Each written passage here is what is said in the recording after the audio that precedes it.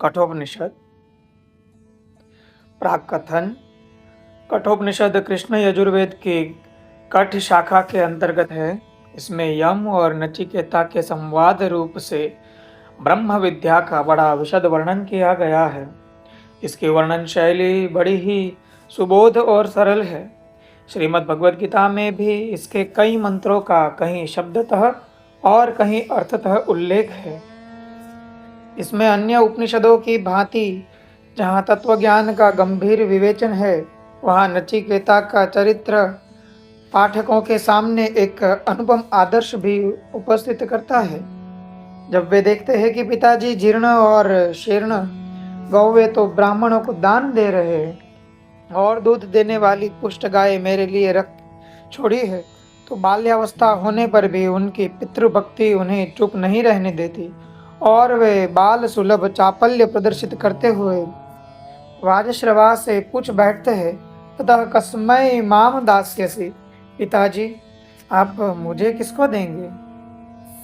उनका यह प्रश्न ठीक ही था, क्योंकि विश्वजित याग में सर्वस्व दान किया जाता है और ऐसे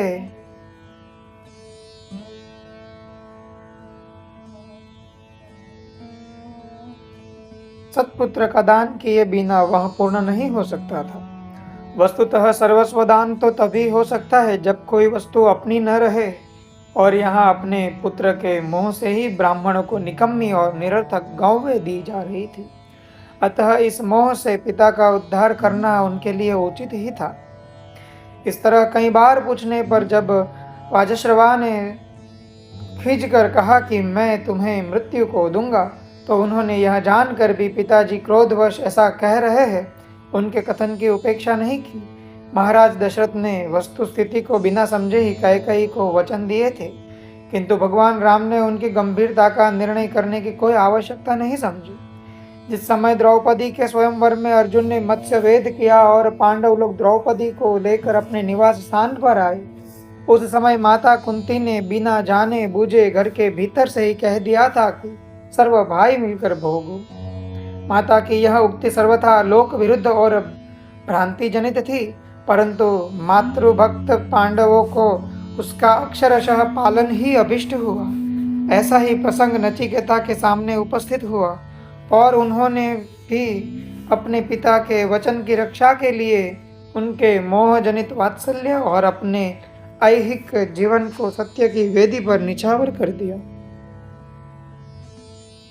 हमारे बहुत से भाइयों को इस प्रकार के अनभिप्रेत और अनर्गल कथन की मर्यादा रखने के लिए इतना सरदर्द मोल लेना कोरी भूल और भोलापन ही जान पड़े, किंतु उन्हें इसका रहस्य समझने के लिए कुछ गंभीर विचार की आवश्यकता है।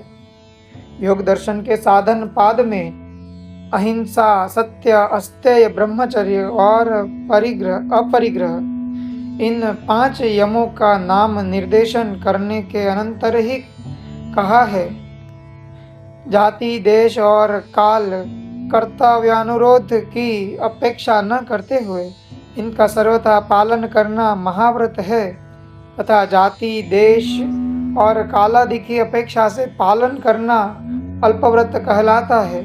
इनमें अल्पव्रत में ही लोकाचार, सुविधा और हानि लाभ आदि के विचार की गुंजाइश है। उसे हम व्यावहारिक धर्म कह सकते हैं। वह किसी विशेष सिद्धि का कारण नहीं हो सकता। सिद्धियों की प्राप्ति तो महाव्रत से ही होती है। योग दर्शन में इससे आगे जो भिन्न भिन्न यम नियम आदि की प्रतिष्ठा से भिन्न भिन्न सिद्धियों की प्राप्ति बतलाई है, वह महाव्रती को ही हो सकती है। इस प्रकार का महाव्रत व्यवहारी लोगों की दृष्टि में भले ही व्यर्थ और आग्रह और मानसिक संकीर्णता जान पड़े, तथापि वह परिणाम में सर्वदा मंगलमय ही होता है। भगवान राम का वनवास, परशुराम जी का मातृवध, पुरु का यौवन दान तथा 5 पांडवों का एक ही द्रौपदी के साथ पानी ग्रहण करना, ये सब प्रसंग इसके ज्वलंत प्रमाण है। ऐसा ही नचिकेता के साथ भी हुआ। उनका यमलोक गमन उन्हीं के लिए नहीं, उनके पिता के लिए और सारे संसार के लिए भी कल्याण कर ही हुआ। यमलोक में पहुंचने पर भी जब तक यमराज से उनकी भेंट नहीं हुई, तब तक उन्होंने अन्न जल कुछ भी ग्रहण नहीं किया। इससे भी उनकी प्रौढ़ सत्यनिष्ठता का पता लगता है। उनका शरीर यमराज को दान दिया जा चुका था, अतः अब उस पर यमराज का ही पूर्ण अधिकार था। उनका तो सबसे पहला कर्तव्य यही था कि वे धर्मराज को अपने आप को सौंप दें। इसीलिए वे भोजन और आच्छादन आदि की चिंता छोड़कर यमराज के द्वार पर ही पड़े रहे। 3 दिन पश्चात जब यमराज आए तो उन्होंने उन्हें एक एक दिन के उपवास के लिए एक एक वर दिया। इससे अतिथि सत्कार का महत्व प्रकट होता है। अतिथि की उपेक्षा करने से कितनी हानि होती है, यह बात यहाँ स्पष्ट बतलाई गई है। इस पर नचिकेता ने यमराज से 3 वर मांगे हैं। उनके क्रम में भी एक अद्भुत रहस्य है। उनका पहला वर था पितृपरितोष। वे पिता के सत्य की रक्षा के लिए उनके इच्छा के विरुद्ध यमलोक को चले आए थे। इससे उनके पिता स्वभावतः बहुत खिन्न थे। इसलिए उन्हें सबसे पहले यही आवश्यक जान पड़ा कि उन्हें शांति मिलनी चाहिए। यह नियम है कि यदि हमारे कारण किसी व्यक्ति को खेद हो, जब तक हम उसका खेद निवृत्त ना कर देंगे, हमें भी शांति नहीं मिल सकती। यह नियम मनुष्य मात्र के लिए समान है और यहाँ तो स्वयं उनके पूज्य पिता को ही खेद था। इसलिए सबसे पहले उनकी शांति अभिष्ट होनी चाहिए थी। यह पितृपरितोष उनकी दृष्ट शांति का कारण था। इसलिए सबसे पहले उन्होंने यही वर मांगा। लौकिक शांति के पश्चात मनुष्य को स्वभाव से ही पारलौकिक सुख की इच्छा होती है।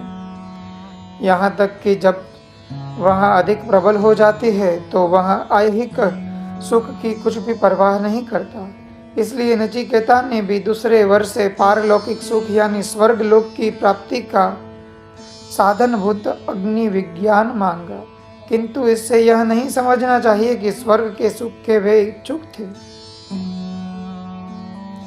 जिस प्रकार उनके पहले वर में पिता की शांति कामना थी, उसी प्रकार उसमें मनुष्य मात्र की ही हित चिंता थी। सबके हित में उनका भी हित था ही।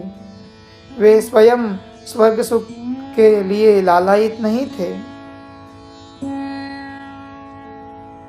और इसी से प्रेरित होकर उन्होंने तृतीय वर मांगा। यमराज ने उनकी जिज्ञासा की परीक्षा के लिए उन्हें तरह तरह के प्रलोभन दिए। बड़े बड़े मनमोहक सुझाव दिखलाए, परंतु नचिकेता इनसे लालायित न होकर उन पर कोई दृष्टि न डाली और यही कहा, वरस्तु में वरणीय स एव नान्यम तस्मान् नचिकेता वृणीत इत्यादि।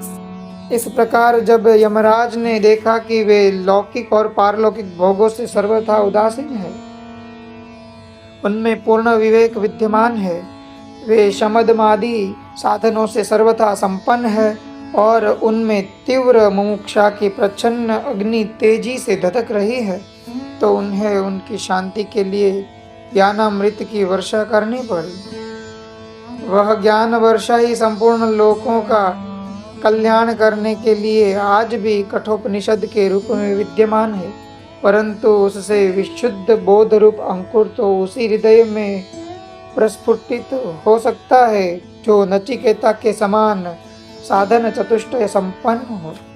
परम उदार पयोधर जल तो सभी जगह बरसते हैं, परंतु उससे परिणाम भिन्न भिन्न भूमियों के योग्यतानुसार भिन्न भिन्न हो सकता है। ठीक यही बात शस्त्रोपदेश के विषय में भी है। शास्त्र कृपा और ईश्वर कृपा तो सभी पर समान है, परंतु आत्म कृपा की न्यूनधिकता के कारण उससे होने वाले परिणामों में अंतर रहता है। हम उस अनुपम अमृत का पान कर अमर जीवन प्राप्त कर सके, ऐसी तीव्र आकांक्षा से हमें उससे लाभान्वित होने की योग्यता प्राप्त करनी चाहिए, क्योंकि इस मानव जीवन का परम लाभ आत्मामृत की प्राप्ति ही है। इसलिए इसकी प्राप्ति ही हमारा प्रथम कर्तव्य है। भगवान से प्रार्थना है कि वे हमें उसकी प्राप्ति की योग्यता प्रदान करें।